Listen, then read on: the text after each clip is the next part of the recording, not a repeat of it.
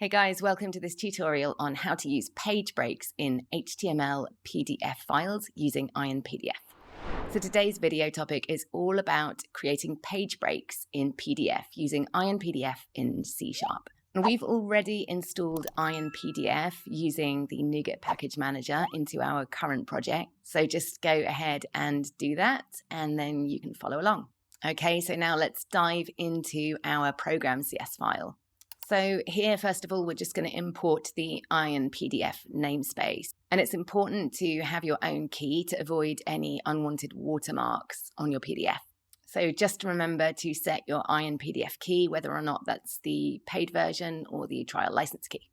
So then we're going to declare a constant string HTML that contains our HTML content. And this is just a simple HTML table with an image with a page break in between. And we've used inline CSS to add a border to the table and page break after always to force a page break after the table. So then we're going to create a new instance of the Chrome PDF renderer class. Then we create a new instance of the Chrome PDF renderer class. And we use the render HTML as PDF method on this renderer instance, passing in our HTML string.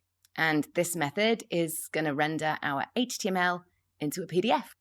And finally, we're going to save the PDF to a file name PageBreakPDF using the save as method. This file will be saved in a specific location in the C drive here. So let's just go ahead and run the project. We might need to just wait for a few moments to let the project execute. Okay, our program has been executed successfully. So let's have a look at the output PDF file.